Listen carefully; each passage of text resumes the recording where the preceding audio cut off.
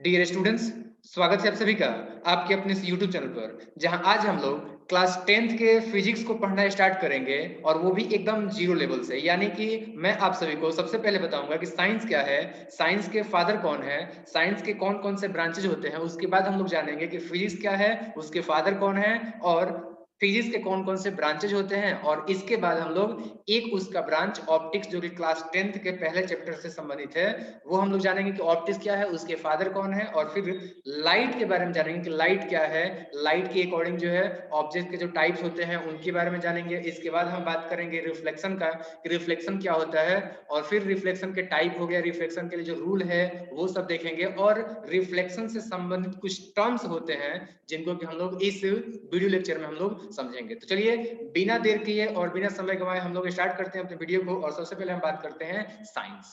तो जानेंगे हम कि साइंस जो वर्ड है ये एक लैटिन वर्ड से आया हुआ है, जिसका कि नाम है साइंसिया। तो साइंसिया जो वर्ड है, इसका अर्थ क्या होता है? तो इसका अर्थ होता है आपका जो है टू नो, या टू लर्न, या कह सकते हैं लर्निंग या नॉलेज। तो इसका अर्थ आप लोग याद रखेंगे, इसका अर्थ होता है आपका नॉलेज। अब बात करते हैं इसके डेफिनेशन का। तो साइंस को हम डिफाइन कर सकते हैं the systematically well organised knowledge which humans have obtained by their observations, experiences and experiment is called science. मतलब क्या हुआ? मतलब हुआ कि सिस्टमेटिकली वेल ऑर्गेनाइज्ड नॉलेज मतलब कि क्रमबद्ध रूप से सुव्यवस्थित ज्ञान, जिसको कि मानव ने अपने अवलोकन यानी कि ऑब्जर्वेशन से, अपने एक्सपीरियंस यानी कि अनुभव और अपने एक्सपेरिमेंट के आधार पर प्राप्त किया है, उसी को हम लोग साइंस कहते हैं। तो चलिए बात करते हैं हम लोग साइंस के फादर के बारे में। मॉडर्न साइंस के फादर किसको हम लोग मानते हैं? तो देखिए, मॉडर्न साइंस का जो फादर है वो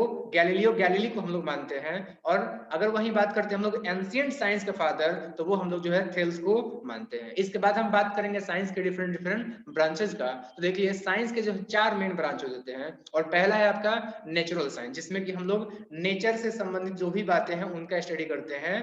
नेचर में जो भी ऑब्जेक्ट्स हैं, वस्तुएं हैं, उन सब का स्टडी करते हैं। नेचुरल जो फेनोमेनन होते हैं उनका स्टडी करते हैं। इसके बाद हम बात करते हैं दूसरा ब्रांच साइंस का, जो कि है आपका फॉर्मल साइंस। तो फॉर्मल साइंस जो है, इसमें हम लोग फॉर्मल लैंग्वेज जैसे कि रीजनिंग है, लॉजिक है, मैथमेटिक्स है, स्टैटिस्टिक्स है, इन सब का हम लोग स्टडी करते हैं, जिसके की आधार पर हम लोग नेचुरल साइंस को समझ पाते हैं। इसके बाद हम बात करते हैं साइंस का तीसरा ब्रांच। तो साइंस का जो तीसरा ब्रांच है वो है आपका सोशल साइंस, जिसमें कि हम लोग सोशल साइंस में सोशल यानी कि जो ह्यूमन का ग्रुप है, यानी कि ह्यूमन के बारे में स्टडी करते हैं। ह्यूमन के अतिरिक्त ह्यूमन से संबंधित जो भी गतिविधि है, जो भी वस्तु है, जैसे कि ह्यूमन कहाँ रहता है, ह्यूमन किस प्रकार का कहाँ पे पाया जाता है, ह्यूमन कौन कौन सी वस्तुओं का यूज करते हैं, वो वस्तु कहाँ पे पाई जाती है, ह्यूमन का एडमिनिस्ट्रेशन किस जगह पे कैसे होता है, ये सब बातें। या फिर ह्यूमन अपने जीवन निर्वाह के लिए किन किन तरीकों का इस्तेमाल करता है, किन किन जो है प्रक्रियाओं से गुजरता है, उन सब का स्टडी जो हम लोग करते हैं सोशल साइंस में। जैसे कि आपने ज्योग्राफी पढ़ा हुआ है, आपने सिविक्स पढ़ा है, आपने जो है इकोनॉमिक्स पढ़ा हुआ है। तो ये सब जो इसके सब ब्रांचेज हैं, ये सब आते हैं सोशल साइंस में। इसके बाद जो चौथा ब्रांच है साइंस का, वो है अप्लाइड साइंस। तो अप्लाइड साइंस में हम लोग किसका स्टडी करते हैं? तो अप्लाइड साइंस में हमने जो ये तीनों ब्रांचेज पढ़ा, इन सब का जो नॉलेज होता है, उनके एप्लीकेशन से न्यू न्यू टेक्नोलॉजी टेक्निक्स का डेवलपमेंट जो करते हैं, तो उन सभी टेक्निक का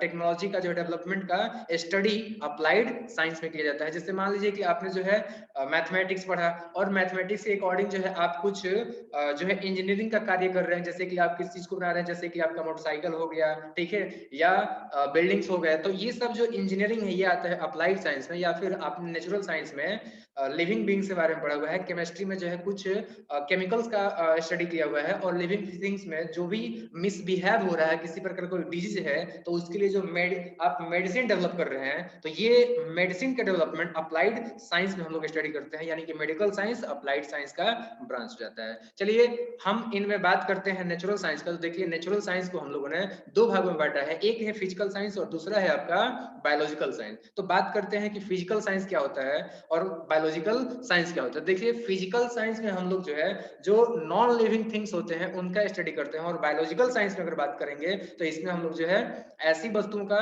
जो है स्टडी करते हैं जिसमें कि लाइफ होता है, यानी कि लिविंग बींग्स का स्टडी करते हैं। फिर बात करता हूँ फिजिकल साइंस के सब ब्रांचेस के बारे में। तो फिजिकल साइंस के जो है दो ब्रांचेस हो जाते हैं, एक हो जाता है फिजिक्स और दूसरा हो जाता है आपका जो है केमिस्ट्री। तो चलिए बात कर लेते हैं फिजिक्स क्या है, उसके बाद हम बात करेंगे केमिस्ट्री क्या है। वैसे तो शॉर्ट में हम डिफाइन कर सकते हैं फिजिक्स का कि फिजिक्स जो है वो आपका study of nature of the nature होता है, मतलब नेचर, ये जो प्रकृति है, दुनिया है, इसके नेचर का स्टडी आपका जो है फिजिक्स कहलाता है। या फिर हम ऐसे भी कह सकते हैं कि फिजिक्स में हम लोग तीन बातों का स्टडी करते हैं। पहला है मैटर, दूसरा है एनर्जी और तीसरा है मैटर एनर्जी का इंटरेक्शन। तो हम लोग ये भी कह सकते हैं कि physics is the study of matter, nature, sorry, matter, energy and interaction of both.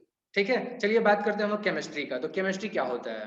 तो केमिस्ट्री जो है इसको हम लोग डिफाइन कर सकते हैं कि भाई केमिस्ट्री जो होता है वो आपका ब्रांच ऑफ साइंस है जिसमें कि हम लोग किसी भी वस्तु का या किसी भी जो है सबस्टांस का हम लोग जो स्ट्रक्चर है, कंपोजिशन होता है या फिर केमिकल रिएक्शन होता है, कंपोनेंट्स होते हैं, प्रॉपर्टी होता है, इन सब का स्टडी करते हैं। तो आप डिफाइन कर सकते हो chemistry is the branch of science in which we study about the composition, components, structure, properties and chemical reaction of the substances. तो इस तरीके से हमने डिफाइन कर लिया केमिस्ट्री को। अब चलिए बात करते हैं हम बायोलॉजिकल साइंस के ब्रांचेस के बारे में। तो इसके जो है दो मेन ब्रांचेस हो जाते हैं, एक हो जाता है आपका जो है जूलॉजी और दूसरा है आपका बॉटनी। तो बात करते हैं जूलॉजी क्या होता है। वैसे तो इसमें देख सकते हैं जू जो वर्ड है वो जुआ से आया है, जिसका कि मतलब होता है एनिमल, और लॉजी का मतलब होता है आपका स्टडी, यानी कि जूलॉजी में हम लोग एनिमल का स्टडी करते हैं। वहीं बात करते हैं बॉटनी का, तो बॉटनी में हम लोग जस्ट इसके अपोजिट हम लोग प्लांट्स का स्टडी करते हैं। चलिए हम बात करते हैं इसके बाद हम लोग जो है फिजिक्स का। तो वैसे तो हमने अभी आप लोगों को बताया था, बट बात करते हैं कि फिजिक्स जो है वर्ड ये आया कहाँ से है। तो देखिए फिजिक्स जो है वो एक ग्रीक वर्ड से आया हुआ है जिसका कि नाम है आपका फ्यूसिका।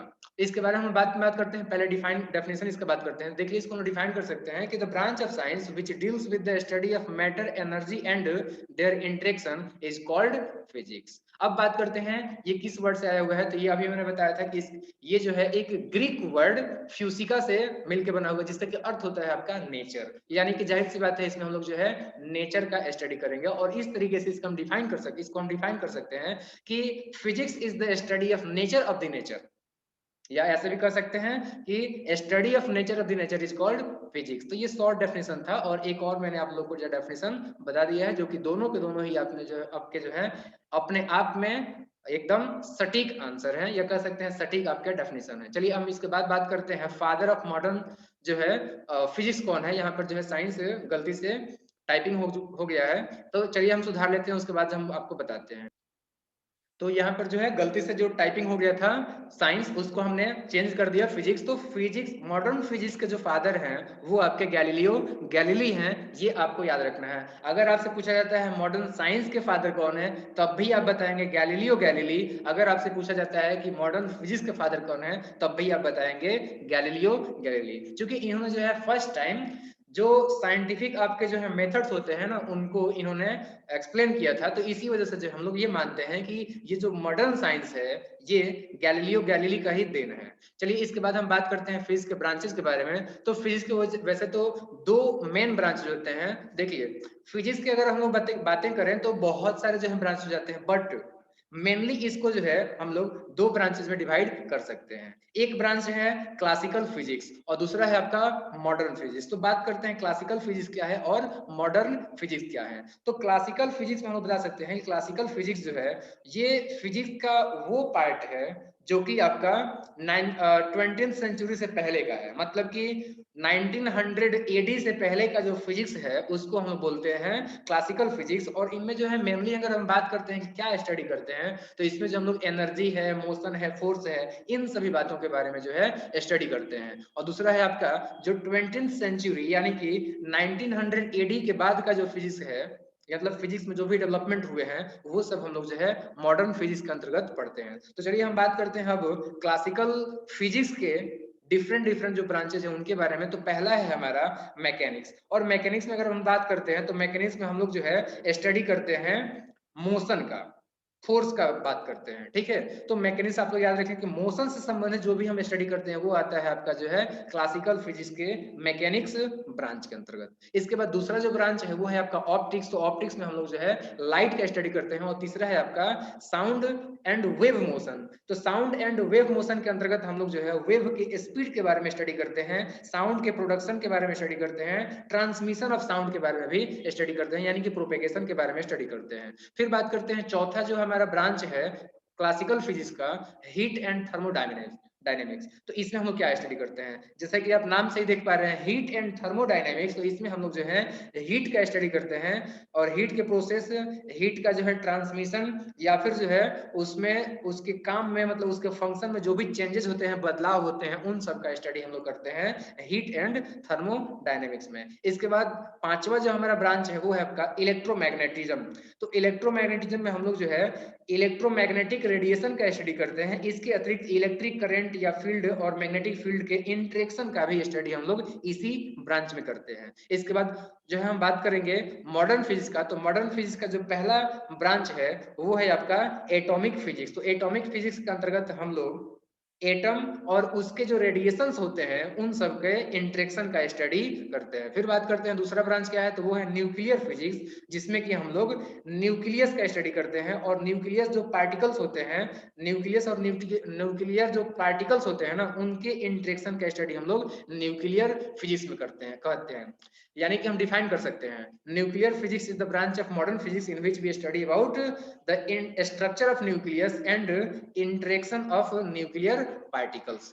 फिर तीसरा जो हमारा ब्रांच है मॉडर्न फिजिक्स का वो है आपका क्वांटम फिजिक्स, जो कि एक स्पेशल टाइप का जो है फिजिक्स का ब्रांच है, जिसमें कि हम लोग मॉलिक्यूल्स, एटम्स और न्यूक्लियर जो पार्टिकल्स होते हैं उनके बिहेवियर का स्टडी करते हैं। इसके अतिरिक्त जो चौथा हमारा ब्रांच है मॉडर्न फिजिक्स का वो है आपका थ्योरी ऑफ रिलेटिविटी।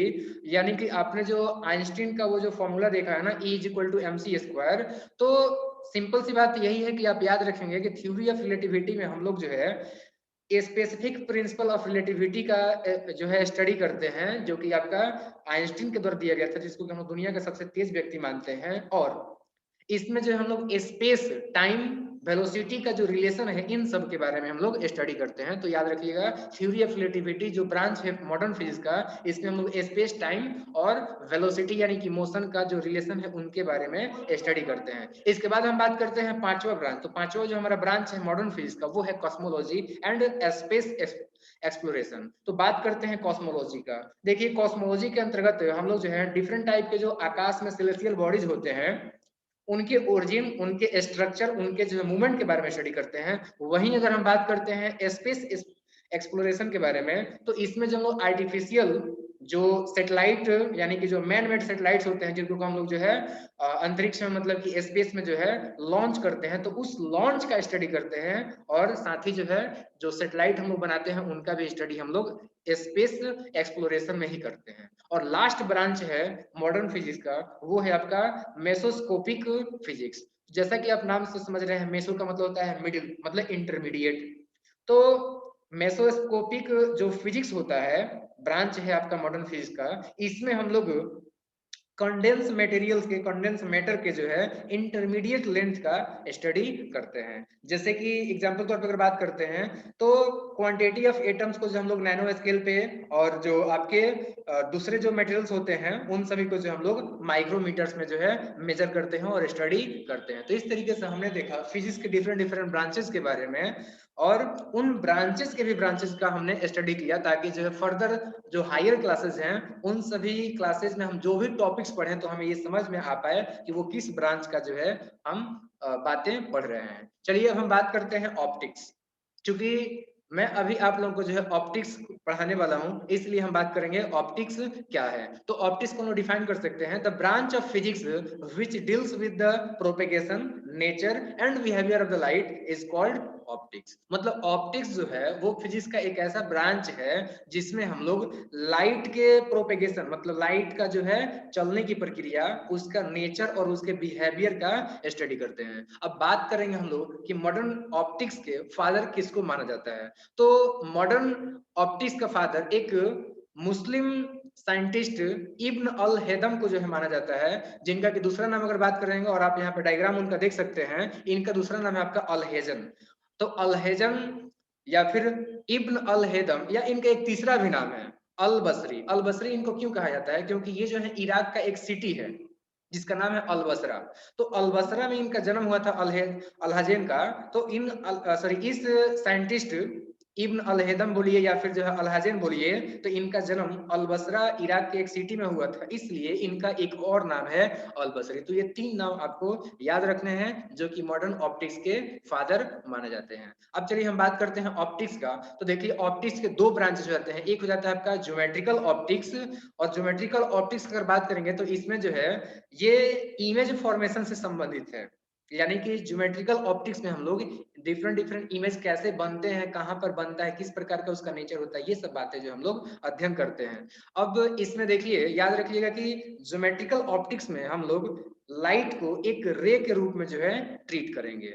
अब इसमें दो मेनली जो है घटनाओं यानी कि फेनोमेनन का हम लोग स्टडी करेंगे, एक है रिफ्लेक्शन और दूसरा है रिफ्रैक्शन। अब ये दोनों क्या है हम इस चैप्टर में आगे जिक्र करने वाले हैं, इसलिए मैं अभी रहने देता हूं। चलिए दूसरा ब्रांच अगर हम बात करें तो फिजिकल ऑप्टिक्स होता है आपका ऑप्टिक्स का सेकंड ब्रांच, जिसमें कि हम लोग वेव ऑप्टिक्स का स्टडी करेंगे। और इसके अतिरिक्त एक और आपका जो है ब्रांच है जिसके बारे में अभी बताऊंगा। देखिए वेव ऑप्टिक्स का नाम वेव ऑप्टिक्स क्यों है? क्योंकि इसमें जो है लाइट को हम लोग वेव के रूप में ट्रीट करते हैं। अब इसमें हम लोग दो बातें अध्ययन करते हैं मेनली, इंटरफेरेंस और डिफ्रैक्शन। अब ये दोनों क्या है ये हम लोग हायर क्लासेस में जानेंगे, या फिर आगे के जो है जो स्लाइड्स हैं उनमें मैं आप लोगों को बताऊंगा।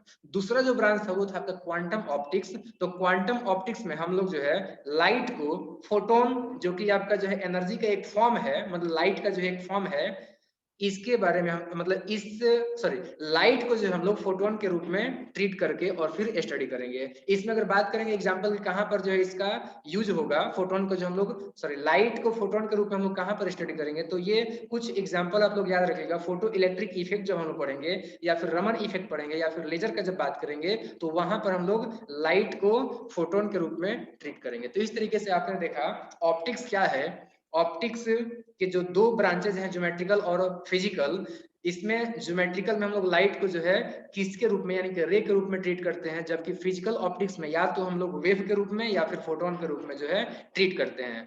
वेव ऑप्टिक्स में हमने लाइट को वेव के रूप में ट्रीट किया, और क्वांटम ऑप्टिक्स में हमने लाइट को फोटोन के रूप में ट्रीट किया था। चलिए हम स्टार्ट करते हैं हम अपने क्लास 10th का फिजिक्स का जो पहला चैप्टर है लाइट उसको। तो सबसे पहले हम बात करेंगे कि लाइट है क्या। तो लाइट को हम डिफाइन कर सकते हैं, light is an electromagnetic radiation which enables human being or creature to see things। या हम ऐसे भी कह सकते थे कि light is a form of energy which enables human being and creatures to see things। मतलब क्या हुआ? मतलब ये हुआ कि लाइट जो है वो एक इलेक्ट्रोमैग्नेटिक रेडिएशन है, जिसके बारे में मैं आगे बताऊंगा कि इलेक्ट्रोमैग्नेटिक रेडिएशन क्या होता है। आप अभी सिंपल समझ लीजिए कि light is a form of energy which enables human being and other creatures to see things। मतलब क्या हुआ? मतलब ये हुआ कि लाइट जो है वो एनर्जी का एक ऐसा रूप है जो कि मानव और दूसरे जो जीव जंतु होते हैं उन सभी जंतुओं को जो है देखने के लायक बनाता है। अब हम बात करते हैं कि हम कैसे देखते हैं। जब हमने बात किया कि लाइट जो है हमें देखने के लायक बनाता है, तो आखिरकार हम देखते कैसे हैं, ये एक क्वेश्चन हमारे दिमाग में आता है। तो देखिए जब लाइट किसी ऑब्जेक्ट से निकलता है या किसी ऑब्जेक्ट से रिफ्लेक्ट होकर के हमारी आंखों में पहुंचता है, तो फिर हमारी आंखें जो है हमारी आंख के रेटिना पर उसका जो है इमेज बनाती है, और इस प्रकार से हम उस ऑब्जेक्ट को देख पाते हैं। तो यहाँ पर दो कंडीशन आपको याद रखने हैं, या तो किसी ऑब्जेक्ट से लाइट निकल करके हमारी आंखों पर पड़ेगा तो हम उस ऑब्जेक्ट को देख पाएंगे, या फिर कोई ऑब्जेक्ट खुद से लाइट नहीं निकल रहा है तो किसी दूसरे ऑब्जेक्ट से लाइट निकल करके उस ऑब्जेक्ट पर पड़ेगा और फिर वहां से रिफ्लेक्ट होकर के जब हमारी आंखों तक पहुंचेगा तब हम देख पाएंगे। जैसे एग्जाम्पल के तौर पे हम रात में चंद्रमा को देखते हैं, तो उस चंद्रमा से लाइट जो हमारी आंखों तक पहुंचता है इसलिए देख पाते हैं।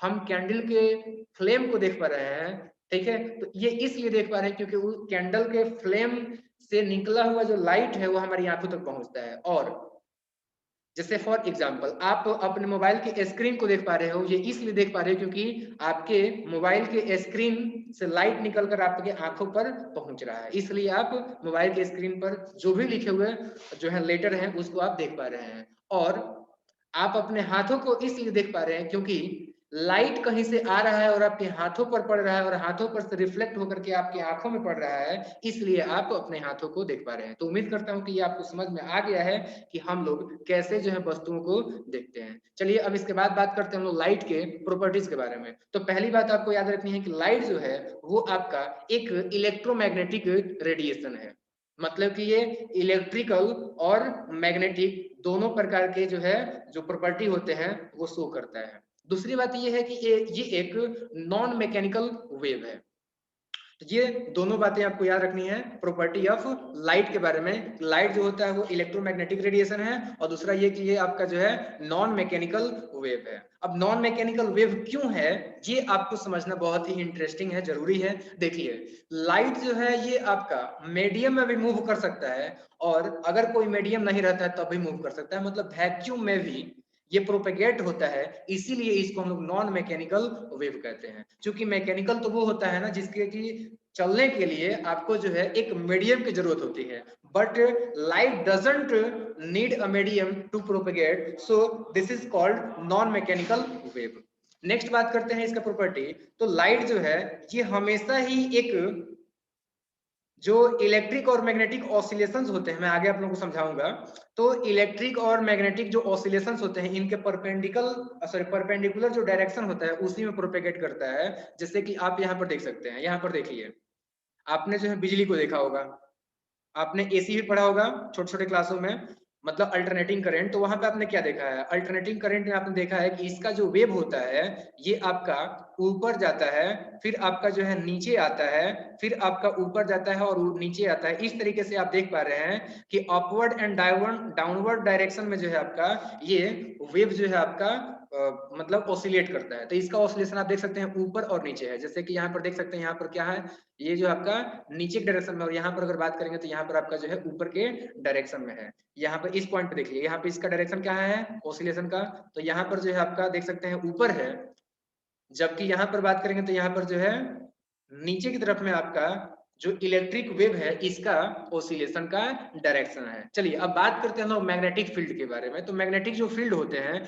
इसका देख सकते हैं, यहाँ पर जो है अकॉर्डिंग टू साइंस यहाँ पर आप देख सकते हैं कि ये जो है लेफ्ट साइड में गया है, फिर यहाँ पर आपका राइट साइड में गया है, फिर इधर लेफ्ट साइड में गया है, इधर राइट साइड में गया है। तो इस तरीके से अगर मैं बोलूं कि इलेक्ट्रिक जो आपका वेव है इसका डायरेक्शन कहाँ है, तो ये जो है आपका इस पॉइंट पर देखेंगे तो इस पॉइंट पर जो है आपका ऊपर के डायरेक्शन में है, यहाँ पर कहाँ है ऊपर के डायरेक्शन में है। जबकि मैग्नेटिक फील्ड की बात करेंगे तो ये आपका जो है लेफ्ट साइड में है। इन दोनों के बीच में एंगल कितना बन रहा है, तो इन दोनों के बीच में आपका जो है 90 डिग्री का एंगल बन रहा है। जबकि इन दोनों से ही 90 डिग्री का एंगल बनाते हुए लाइट जो है एक तीसरे डायरेक्शन में मूव करता है। तो ये आप लोगों को जो ध्यान रखना है कि ये, इसीलिए मैंने कहा है प्रॉपर्टी ऑफ लाइट में कि लाइट का जो वेव होता है वो इलेक्ट्रिक और मैग्नेटिक जो ऑसिलेशंस होते हैं इन दोनों के ही परपेंडिकुलर डायरेक्शन में ये प्रोपेगेट करता है। तो ये मोस्ट इंपोर्टेंट बातें हैं जो कि आपको याद रखनी है। मैं आगे आप लोगों को जो डायग्राम से दिखाऊंगा,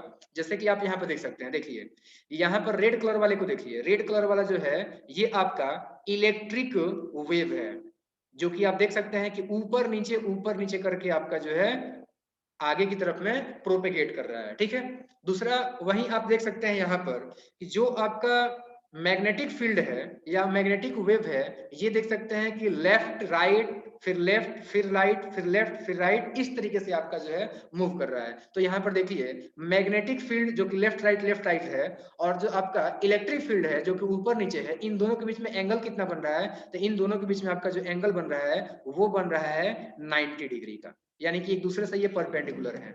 जबकि ये जो लाइट है ये आगे की तरफ में मूव कर रहा है, तो ये इन दोनों ही प्रकार के जो वेव हैं ऑसिलेशंस हैं इनसे 90 डिग्री का एंगल बनाते हुए आपका जो मूव कर रहा है। जैसे कि ये जो एक्स वाला ऑसिलेशन है, ये जो है आपका राइट डायरेक्शन में है। तो राइट डायरेक्शन से इसको देखेंगे आगे तरफ में तो यहाँ पर 90 डिग्री का एंगल बन रहा है, जबकि ये जो आपका इलेक्ट्रिक फील्ड है या कह सकते हैं इलेक्ट्रिक जो वेव है, इसके साथ में भी अगर आगे तरफ में आप देखोगे तो यहाँ पर भी 90 डिग्री का एंगल बन रहा है। तो इसलिए आपको याद रखना है कि इलेक्ट्रोमैग्नेटिक जो आपके वेव होता है लाइट, ये इलेक्ट्रिक वेव और जो मैग्नेटिक वेव है इन दोनों के ऑसिलेशन के परपेंडिकुलरली प्रोपेगेट करता है। चलिए बात करते हैं तीसरा जो इसका प्रॉपर्टी है वो ये कि ये डुअल नेचर शो करता है।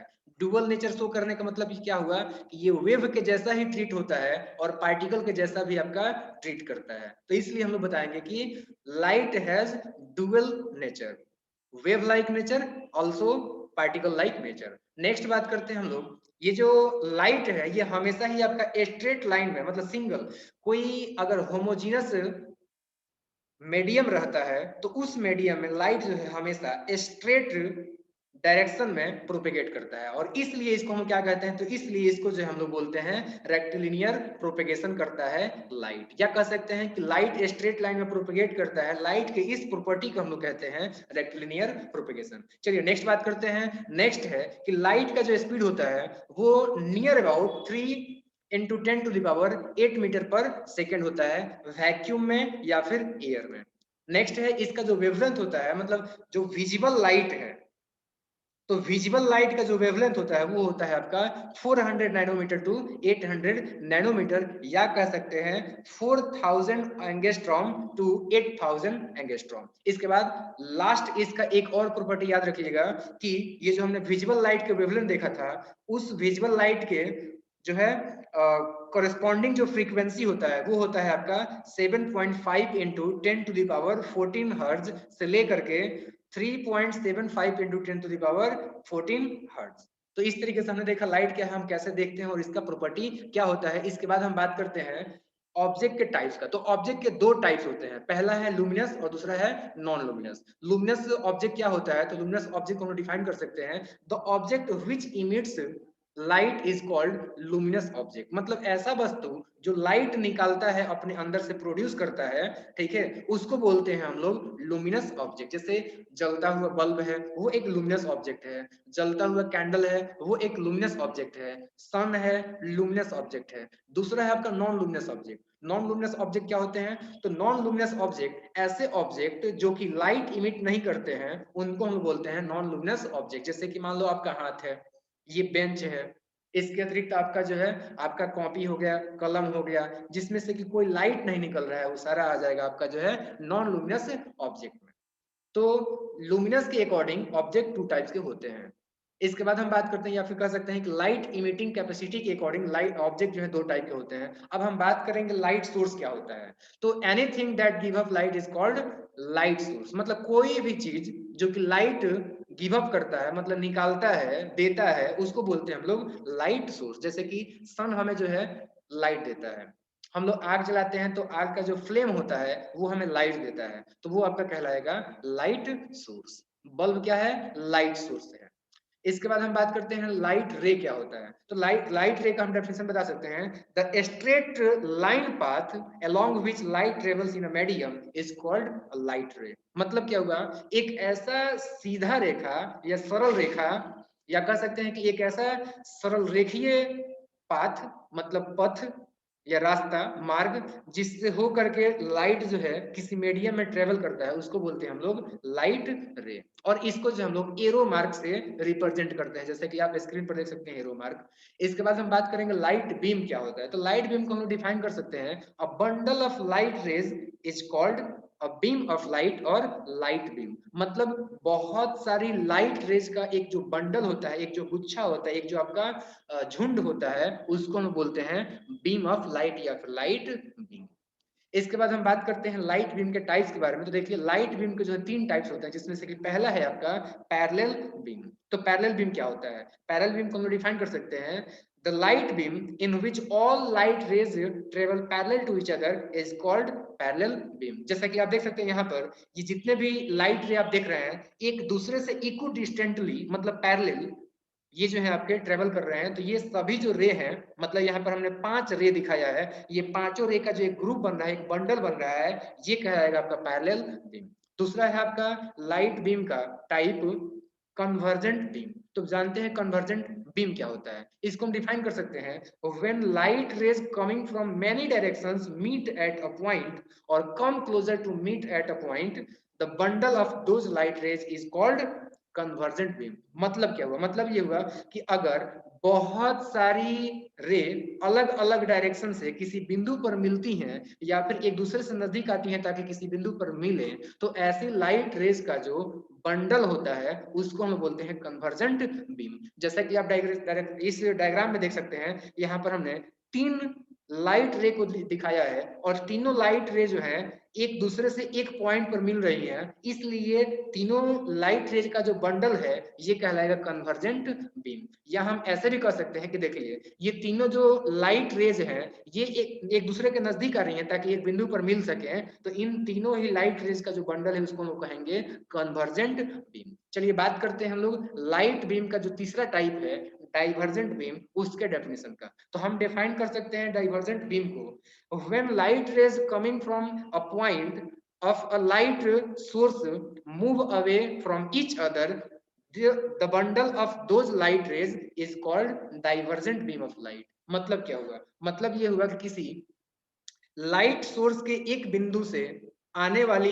लाइट रेज एक दूसरे से दूर हटती जाती हैं, तो फिर ऐसी लाइट रेज का जो बंडल होता है उसको बोलते हैं हम लोग डाइवर्जेंट बीम। जैसा कि आप इस डायग्राम में देख सकते हैं, यहाँ पर क्या है, यहाँ पर ध्यान से देखिए, यहाँ पर क्या हो रहा है, यहाँ पर देखिए एक जो आपका बिंदु है, इस बिंदु से क्या हो रहा है कि लाइट रेज 3 ठो निकल रही है और निकलने के बाद से जो है एक दूसरे से दूर होती चलती जा रही है, तो ये आपका क्या कहलाएगा, ये आपका कहलाएगा डाइवर्जेंट बीम। क्यों, क्योंकि तीनों रेज जो है ये एक बिंदु से निकल करके जो है फैलती हुई दूर भागती हुई चलती जा रही हैं। अब एक चेक पॉइंट यानी कि एक क्वेश्चन है जो कि मैं आप लोगों को नहीं बताऊंगा, आपने अगर अभी तक के वीडियो लेक्चर को ध्यान पूर्वक देखा है तो आप इसके आधार पर कमेंट बॉक्स में या फिर मुझे जो है क्लासरूम में या जहां भी हो आप मुझे आंसर करने का प्रयास करेंगे। और क्वेश्चन आप देख सकते हैं, यहाँ पर सबसे नीचे चेक पॉइंट में दिया हुआ है, a person in a dark room looking through a window can clearly see a person outside in the daylight,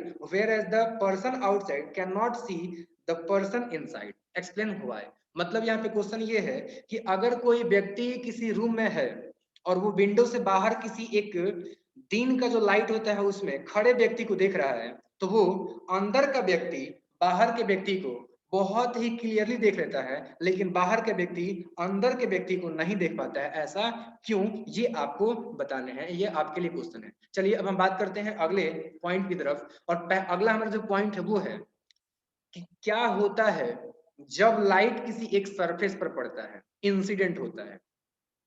तो ऐसे कंडीशन में 3 सिचुएशंस हो सकते हैं, एक्चुअली 3 बातें होती हैं, 3 घटनाएं होती हैं। पहली घटना ये होती है कि उसका कुछ भाग रिफ्लेक्ट हो जाता है, मतलब जब लाइट किसी सरफेस पर पड़ता है तो उस सरफेस पर से उसका एक हिस्सा रिफ्लेक्ट हो जाता है। और दूसरी घटना ये घटती है कि उसका एक हिस्सा, जो लाइट आपका सरफेस पर पड़ रहा है उसका एक हिस्सा रिफ्लेक्ट हो जाता है, मतलब उस मीडियम से होते हुए जो है आगे निकल जाता है। और तीसरा घटना ये होता है कि उस लाइट का कुछ भाग या कह सकते हैं कि एक भाग एब्जॉर्ब कर लिया जाता है उस सरफेस के द्वारा, या कह सकते हैं कि उस मटेरियल के द्वारा। तो याद रखना है कि जब लाइट किसी सरफेस पर पड़ता है तो ये 3 बातें होती है, कुछ भाग रिफ्लेक्ट हो जाता है, कुछ भाग रिफ्रैक्ट हो जाता है और कुछ भाग एब्जॉर्ब हो जाता है। तो फिर बात करते हैं कि रिफ्लेक्ट कब होता है। देखिए लाइट जो है तब रिफ्लेक्ट हो जाता है जब सरफेस हाईली पॉलिश्ड होता है, यानी कि याद रखिएगा कि light is always reflected by highly polished surfaces like mirror.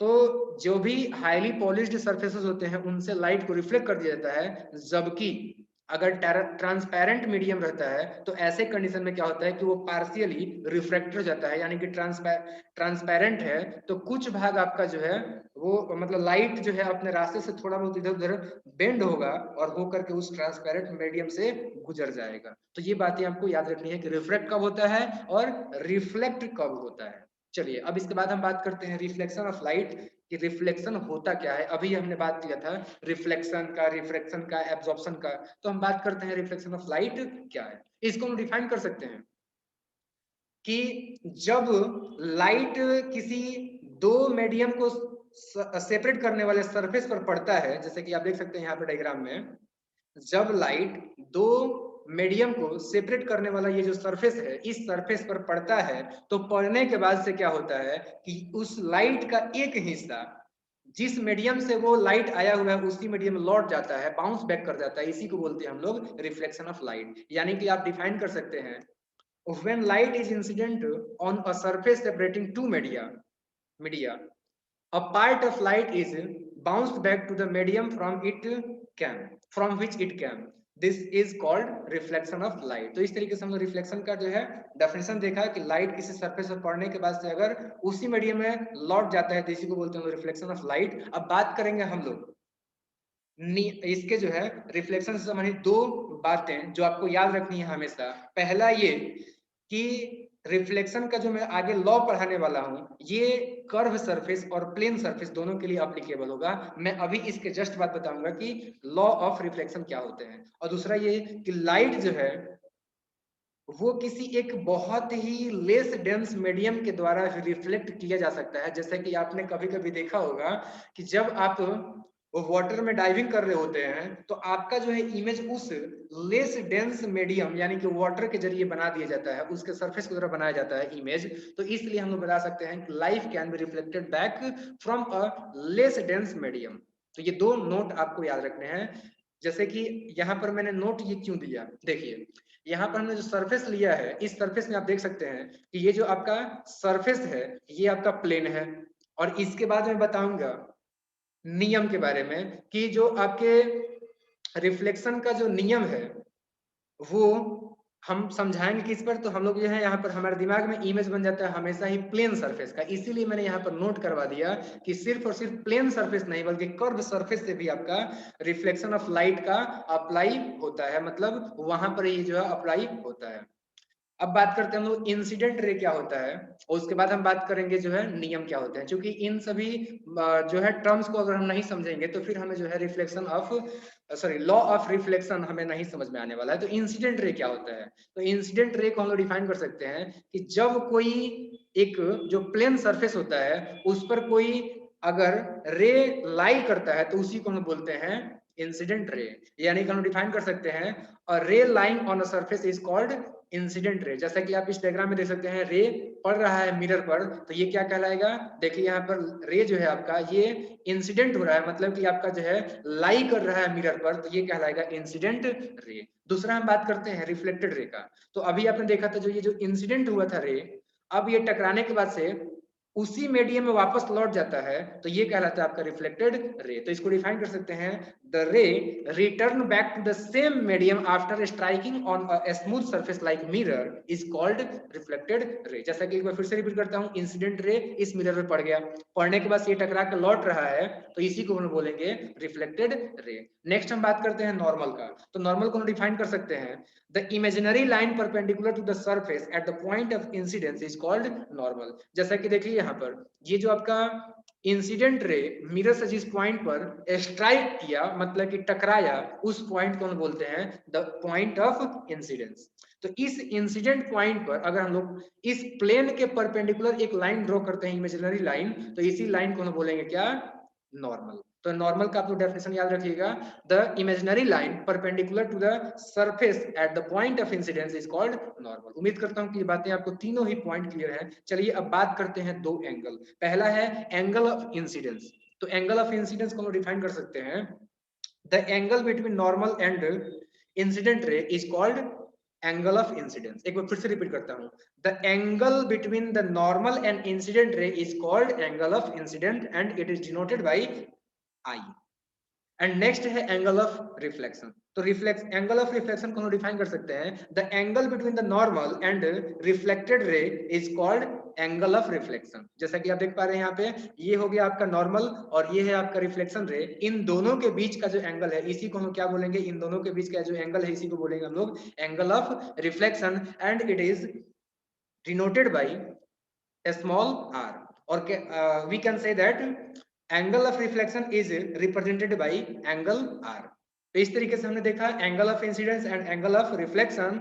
और एक जो पॉइंट बच जाता है वो ये कि पॉइंट ऑफ इंसिडेंस क्या होता है। वैसे तो मैंने आप लोगों को डिफाइन पहले ही कर दिया है, बट आपको लिखवाया नहीं है, तो आपके स्क्रीन पर जो है मैं लिखवा के समझा देता हूँ। देखिए, एंगल ऑफ इंसिडेंस को हम लोग बोल सकते हैं the point on which incident ray lie और स्ट्राइक विद द सरफेस और smooth surface is called point of incidence. तो इस तरीके से यहाँ पर देख लीजिए, ये जो आपका रेड कलर से रे पड़ रहा है, ये मिरर से जिस बिंदु पर टकरा रहा है उस बिंदु को हम बोलते हैं पॉइंट ऑफ इंसिडेंस। तो उम्मीद करता हूँ कि पॉइंट ऑफ इंसिडेंस भी आपको समझ में आ गया है। अब इसके बाद से हम लोग बात करेंगे लॉ ऑफ रिफ्लेक्शन का, जो कि उस समय से मैं आप लोगों को बोल रहे थे कि आगे बताने वाला हूं। तो देखिए, याद रखिएगा कि रिफ्लेक्शन के जो है दो नियम है। पहला नियम क्या है? तो पहला नियम ये कहता है कि the angle of incidence is always equal to the angle of reflection. मतलब क्या हुआ? मतलब ये हुआ कि एंगल ऑफ इंसिडेंस यानी कि एंगल आई हमेशा ही एंगल ऑफ रिफ्लेक्शन यानी कि एंगल आर के इक्वल रहता है, बराबर रहता है। तो ये पहला नियम है। और दूसरा नियम क्या है? दूसरा नियम है the incident ray, the normal and the reflected ray all lie in the same plane और सेम पॉइंट। मतलब क्या हुआ? मतलब ये हुआ कि इंसिडेंट रे, नॉर्मल और रिफ्लेक्टेड रे, ये तीनों के तीनों हमेशा ही एक ही प्लेन में होते हैं, या कह सकते हैं कि एक ही बिंदु पर, सॉरी, एक ही बिंदु पर होते हैं। तो ये बातें आपको याद रखनी है। दो नियम है आपके रिफ्लेक्शन ऑफ लाइट के।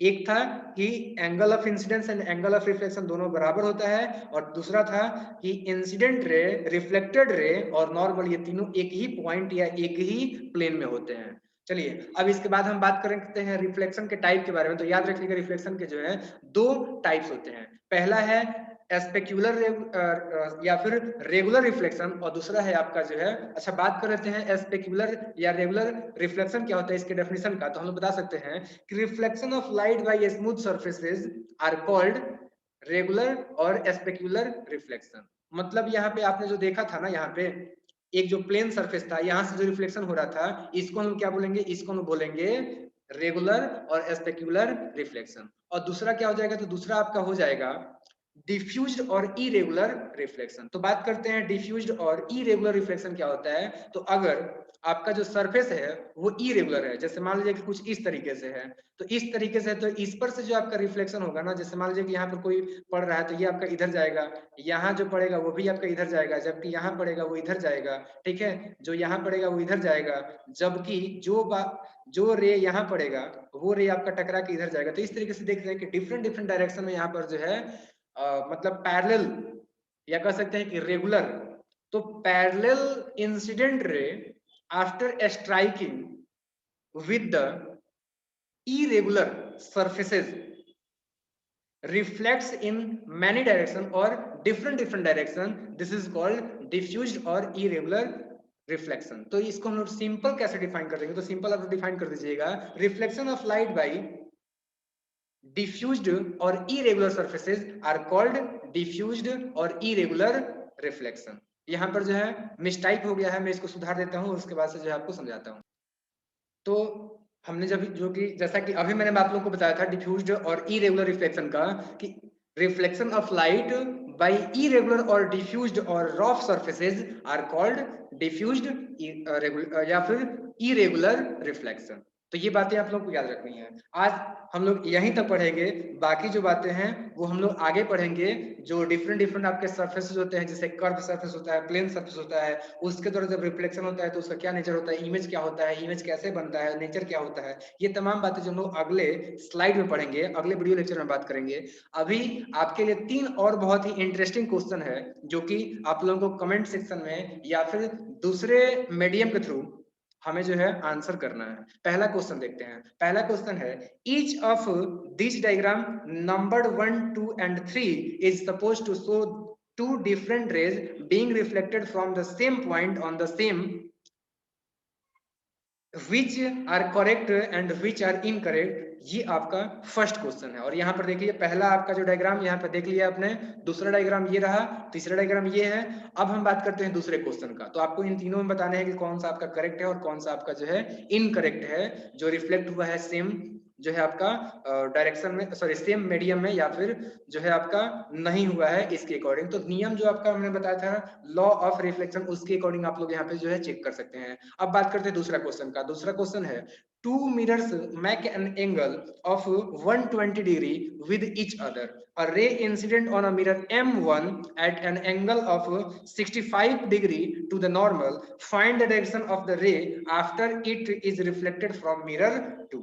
जैसा कि आप यहाँ पे डायग्राम देख सकते हैं, इसी के अकॉर्डिंग इस क्वेश्चन का आपको आंसर करना है। एंड थर्ड क्वेश्चन है an observer on the waste facing beach of a large lake is watching the beginning of a sunset. The water is very smooth except the some area in a small ripples. The observer notices that some area of the water appear blue and some appear pink.